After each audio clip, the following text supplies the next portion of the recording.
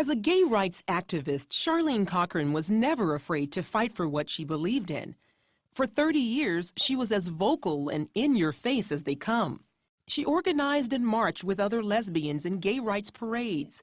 And as editor-in-chief of Venus magazine, a national gay and lesbian publication, she wasn't about to change. Until something happened at a gay pride event that she'd never expected. In 2003, I was in Chicago at a gay pride event. In the middle of this beautiful park, I just took a panoramic view. And as far as I could see, there were men and women, men with men, women with women, all just partying and having this good time. But a shame fell on me. I felt so out of place. I knew something spoke in my spirit that this is that road that is leading to destruction, and you're on it. It took several years to come to terms with this vision, and during that time, Cothran continued to publish her gay and lesbian magazine.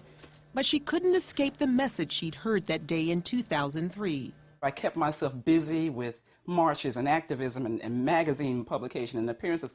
I always had that, in the still of the night, when everything is over, you're just tired and everything is over, there's still that little voice. You're not right with God. Cothran says she longed for peace, but even in the midst of a long-term relationship, she felt intense loneliness. She'd grown up in a Christian home and had come into the lesbian lifestyle at 19 after several bad relationships with boys. I didn't want anything to do with men anymore. I was away at college, and of course that was a whole new world. Yeah. And in that world there were many, many women who were attracted to me. And of course I was attracted to them. And these were women who were nurturing, who wanted to get to know who I was intellectually, who were organizers, and who I found a lot of comfort in. And it felt good, it felt right. But by 2006, it didn't feel right anymore. Then in June of that same year, a local pastor called Cothran regarding an article in one of her publications. She didn't know anything about Cothran's life and proceeded to talk to her about God. I said, what are you going to do about your life? I said, you need to get your life together. So she says, well, I'm in the life. I said, yes, I know. That's why I'm talking to you. I said, but you don't have to stay in the life. You can be delivered today, right now, right where you are. They talked for a while, and Cothran remembers her words. I can tell that you want to come back to God, but you feel unworthy. You feel that God can't use you because you've been marching and publishing, and you've been, such a proud lesbian all these years. She said, but that's not true. He's waiting. That day changed everything for Charlene Cothran as she finally asked Jesus Christ to come into her heart and forgive her. It was a personal transformation she immediately wanted to share with her gay and lesbian followers. She wrote a front-page article in her magazine called Redeemed, 10 Ways to Get Out of the Gay Life If You Want Out. When the Lord saved me, I knew that everything would change. All of the editorials in my publication, the mission of the magazine has changed. We're going to be calling people out of homosexuality. Most of the response from the gay and lesbian community has been fierce and negative. But she says she knows that many of them are just as conflicted as she was. In order to fill up this empty space, they pretend to put on this wonderful face how gay and happy I am, when in fact at the end of the day you can just about find people who are just as lonesome.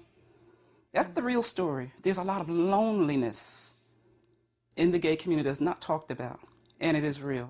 But there has been positive feedback as well. Cothran says she gets lots of emails from people who say they struggle with homosexuality and want out. I know people probably ask you, do you still have feelings for women? Are you dating a man? I'm living a celibate life. And I am so focused on spirit right now. I have no urges for anyone, man or woman. With a new outlook about herself and life, Charlene Cothran is still on the front lines of the gay rights battle.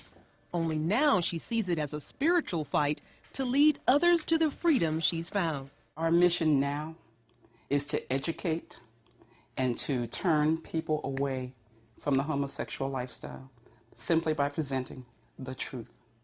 We simply want to have people to question what they've learned through the pages of Venus magazine over the past 13 years. Prior to Cothran's conversion, Venus circulated about 35,000 copies per issue, which ran 4 times a year.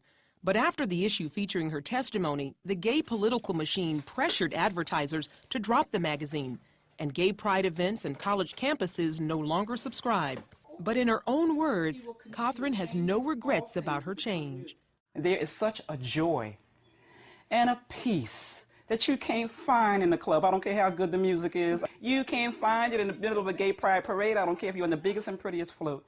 The peace and the joy that I have, I wouldn't trade for anything.